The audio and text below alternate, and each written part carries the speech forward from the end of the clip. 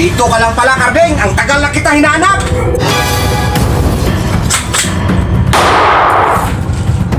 Kung marunong ka magdasal, Karding, magdasal ka na dahil papatayin na kita ngayon. Bakit mo inagaw ang asawa ko? Dati uso ang ligawan at uso ang agawan.